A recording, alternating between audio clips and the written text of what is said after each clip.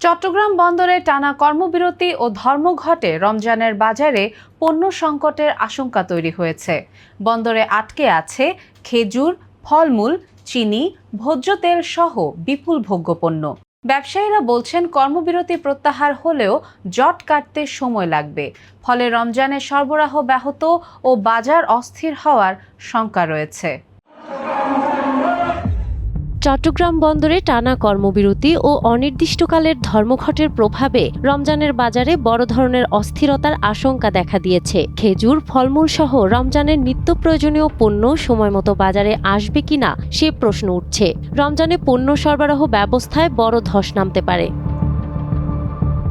সংসদ নির্বাচন সামনে রেখে ডিপি ওয়ার্ল্ডের সঙ্গে চুক্তি থেকে সরকার সরে আসায় অনির্দিষ্টকালের ধর্মঘট 15 ফেব্রুয়ারি পর্যন্ত স্থগিত করেছে চট্টগ্রাম বন্দর রক্ষা সংগ্রাম পরিষদ। তবে এর মধ্যেই চট্টগ্রাম বন্দরে ভয়াবহ জট তৈরি হয়ে অর্থনীতিতে অপূরণীয় ক্ষতি হয়েছে বলে মনে করছেন সংশ্লিষ্টরা। বর্তমানে চট্টগ্রাম বন্দরে আসা 185টি জাহাজ ও 21টি ডিপোতে প্রায় 60 লাখ টন পণ্য আটকে আছে। এর মধ্যে 15টি কন্টেইনার জাহাজে রয়েছে খেজুর, ফলমূল ও শিল্পের কাঁচামাল। অন্য জাহাজগুলোতে রয়েছে চিনি, ভোজ্য তেল, গম, ডালসহ অন্তত 13 ধরনের ভোগ্যপণ্য।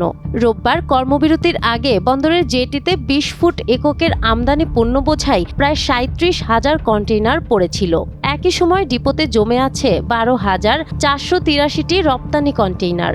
তবে ধর্মঘটের আগেই বৃহৎ শিল্প প্রতিষ্ঠানগুলো সিন্ডিকেটের মাধ্যমে প্রায় 10 লাখ টন পণ্য নিয়ে অন্তত 600 লাইটার জাহাজ ভাসিয়ে রেখেছিল বলে অভিযোগ আছে। রমজান ও নির্বাচন কাছাকাছি হওয়ায় এসব পণ্য দ্রুত খালাসের আশা করেছিলেন ব্যবসায়ীরা। তবে গত 10 দিনের মধ্যে 7 দিনই কর্মবিরতি থাকায় সেই পরিকল্পনা ভেস্তে গেছে। বন্দর ব্যবহারকারীদের মতে কর্মবিরতি প্রত্যাহার হলেও এই জট স্বাভাবিক হতে অন্তত 15 দিন লাগবে। ফলে রমজানের বাজার ধরতে পারবেন না অনেক আমদানিকারক। নির্বাচন উপলক্ষে 10 ফেব্রুয়ারি থেকে শুরু হওয়া দীর্ঘ ছুটি ও যানবাহন চলাচলে বিধিনিষেধ পরিস্থিতিকে আরও জটিল করবে বলে আশঙ্কা রপ্তানিকারকদের। এর মধ্যেই বন্দরের পাইপলাইনে রয়েছে আরও অন্তত 20টি জাহাজ, যা আগামী 7 দিনে নোঙর করার কথা। বন্দর সংশ্লিষ্টরা সতর্ক করে বলছেন, দ্রুত কার্যকর সমাধান না হলে এই সংকট জাতীয় অর্থনীতিতে আরও বড় চাপ সৃষ্টি করবে। নাহার বৃষ্টি, টাইমস টুডে।